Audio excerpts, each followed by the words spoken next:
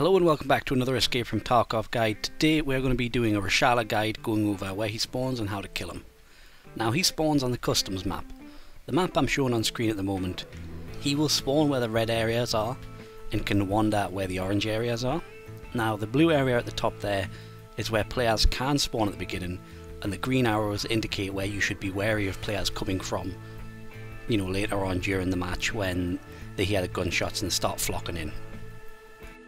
I personally prefer to fight him over on the right hand side near the new gas station, simply because you can sit up on the rocks and it's a much easier fight. You don't have to contend with everyone flocking to dorms for quests and the marked room, and it just makes fighting Reshala and his 4 goons, I wouldn't say easier, because it's not an easy fight by any stretch of the imagination, but it does lessen the amount of impact it's going to have from other players and, you know, player scavs and things like that. So usually they will be in the 3-story building, but they can go to the 2-story dorms as well. They kind of flip between them. I think that probably the easiest way to kill them when they're in the dorms is to play the corridors. Now it's difficult because the best way to play the corridors that I know is be on the scaffolding ladders, but that exposes you to players, so it's a very difficult thing. Now this is my preferred spot when they're at the gas station, because you can sit up on these rocks, you've got a relative bit of cover, and you can just snipe down the back and take out 3 or 4 guards even before you start engaging on them, and I think it's a fantastic place to fight them. Now Reshala, or Dealmaker as his little title is, he has 740 health, which is more than the average player and scav, and he can spawn with all the weapons on the right hand side.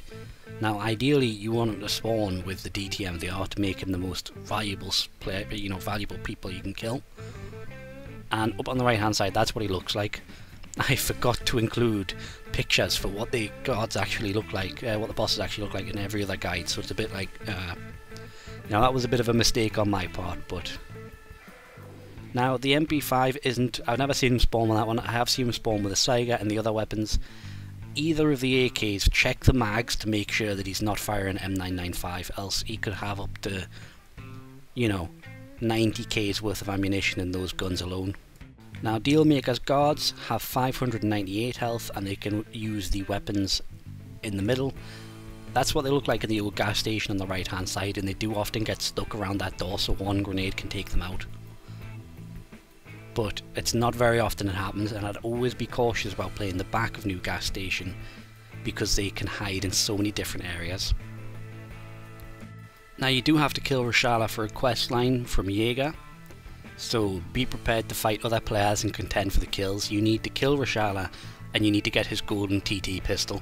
Sometimes that pistol doesn't spawn, which I think is unfair for the people who manage to, you know, complete the quest requirement of killing him, but then don't manage to find a TT because he doesn't spawn with one. Now Reshala himself doesn't spawn with armor, but his followers do, so you could be fighting up to 4 goons in class 6, fought in Alton. Unlikely, because I've never had it experienced. I've killed Reshala a couple of times now, and I've never seen any of his followers with 4 armor, but mostly I fight them, they have level 3s, some level 4s, and the ones with level 4s tend not to have helmets. But I would definitely pick a round that can PS up to class 4 at least. I would recommend a class 6 PSing round though, because if you don't have that class 6 round, you know for a certain fact your followers are going to spawn with class 6 armor. I've just realised I've got 2 Zisha helmets there. Oh wait. Just pretend that's one of the other helmets that can spawn. For the loadout, I'd recommend class 5. The Gen 4 armor. I would definitely recommend spending that extra money, because this is one of the bosses you may have to get up close and personal with, and I would recommend a semi-automatic weapon. An AKM, AK-74N, you know, the MP7, the P90 and the VSS are all fantastic choices that are reasonably cheap to take on the boss in dorms himself. You could go with the class 4 body armor and switch out if the guards have a better one, but I think that runs the risk of dying to the guards themselves, because it's one of those guards where you can't really sit and snipe into dorms, you can't take them at a distance, you've got to get up close and personal with them. And you could use a FAL, you know, something firing the 7.62 by 51 ammo in fully automatic, or you know, an M1A or an SVD, something that fires semi-automatic, but I do think you're at a disadvantage with a semi-automatic. Right, now Reshala himself dropped the AK-101, which with the M-lock on the front there is worth about 81,000 rubles. Not a bad price for a gun, and it's foldable. And he dropped a Bitcoin instead of a key card. Now, always check the pockets first with any boss, because that's where the most valuable loot spawns, except Sturman, in which case you want to check his scabbard slot first, just in case he's got that red rebel. But this boss was definitely a disappointment when money making comes into it, because Glue Heart and Killer were worth 3 to 4 times what this boss was worth. I'm not sure if this boss has been nerfed, because he definitely felt like better money a couple of patches ago. But I just think they didn't have ammo worth it, you know, like the guards spawning with Packers, like a Packer vest, like, is that really, should a Scav boss guard really spawn with a level 2 armor on, you know? I don't think that's very, I know you want to combat people getting as much money as possible in the short term, but ideally if you made them harder to kill, you know, that would make it so you don't get as much money from them, because there's a higher chance you'll die. But yeah, the main money from these guys is in their weapons. They definitely feel like they've been nerfed. I remember a couple of patches ago when you would fight them and you'd come out with upwards of 2 mil per kill because of the good armor. They would have really good guns, and it just feels like they're a bit of a letdown right now.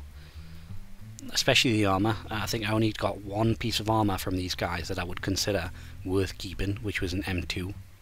And that was on this guard here. You know that AK-70, that's got to be an AK-103, doesn't it? Because it's, yeah, it's a 103, because it's got a Dynacomp on the front. Now, they fire T-45Ms, switch out the T-45Ms, replace that with BP. Now they've got ammunition that's going to hurt when you get shot, and it's going to cost a lot of money if you kill them effectively without getting, you know, without them wasting too much money. I mean, you still got plenty of money in grenades, but at the moment where 3 kills deep, and then, you know what I mean? I'm stacking up the money in the bottom left corner, but you can't ideally get all of that money. You know, realistically, with weight and the slot restrictions, you're not going to be able to take all 5 guns or all bits of body armor. A lot of this, you know, the bulk of this comes from the Bitcoin and whatnot, but, you know, like that gun there, you might not be able to take that one because the other one might be more expensive. I didn't count the Kiver and the Packer because I'm going to be honest, you shouldn't be picking them up. Because of the other loot in this guide, you would never prioritize those 2 items over anything else you picked up. But I definitely think a bit more variety on the goons, the Scav Guards weapons could be good as well. These are all using AK variants. Give them some MP7s, give them some little weapons, you know what I mean? Like, if it comes to this point that raiders are better money than killing this boss, you kind of think, well, what's the point? If I'm not doing a mission, I'll just walk past them. And that's the end, that's it. All 4 guards and Reshala himself killed for 631,000 rubles. Not a lot of money. I made more money in a single kill of Killer than I did this entire, you know, Scav boss. Now, I don't think that makes a lot of sense, especially because the developers are saying they want people to have less money, they want people to slow down progression, right? But when you look at it, you've got a mission to kill Killer 100 times, and Killer can give you upwards of 700,000 rubles per 1 kill. Now that you're just asking for people to farm Killer and make tons of money. It doesn't make sense from a gameplay perspective, just in my opinion. Right, so your tips are: check for M995 ammo on the Scav boss, because he usually spawns with a weapon that fires 5.56. And that would be the only ammo I recommend sticking around to, you know, pull out the weapon. Because you can just unload the weapon, or take the weapon if it's worth money, and then steal these mags, and you've got yourself a decent amount of money there in M995 ammo, which I think is one of the most expensive rounds in the game. I think it's between 1,500 rubles and 2,000 rubles, so it's a really lucrative round. Now, a second tip, you could hit marked room. You know, if he's in the building and you've already killed him and you've got a spare second, you might be able to get way more money, you know, if you get like a hollow Dealmaker or something in the marked room, than actually killing the boss himself entirely. So if you're in that area, it might be worth it. And if you're fighting them in Dorm, it might be worth bringing some rubles for the van extraction. Now it takes a while to extract there, but it's better to have the rubles and decide to extract somewhere else because of, you know, quickness, than, you know, say for example you forget to bring painkillers and some guy shoots out your leg and you can hobble over to that van and you just pay rubles and hide in a bush for a bit. You know what I mean? It's better to be safe than sorry. So bringing, what, I don't know what it costs, I think like 7,000 rubles. Bringing those 7,000 rubles is better than not having those 7,000 rubles. And that's going to be it for this video. I hope this video helps you get some kills for Reshala. Personally, if you're doing this just for the quest, then fair enough. But if you were doing this to make money, I would advise going after Gluhar or Killer. They're just better money than Reshala is. And you know what I mean? It's like, if you're going to invest that much time and effort and money and gear, you may as well be going after the thing that's going to get you the most money in return, the best return on investment. But that's just my thoughts on the matter. Tell me down below in the comments what you think. Do you think Reshala should get a little bit of a buff in terms of equipment and, you know, general items that he drops? And, you know, don't hesitate to tell me if you need any guides making or you've got any ideas for a video that you need to look at. I was thinking of an idea for a video where I just look at, you know, like the containers, for example, duffel bags, filing cabinets, things like that. Loot 10 of them. Chalk up how much money I get from those. That's going to be it for this video, and I'll see you next time.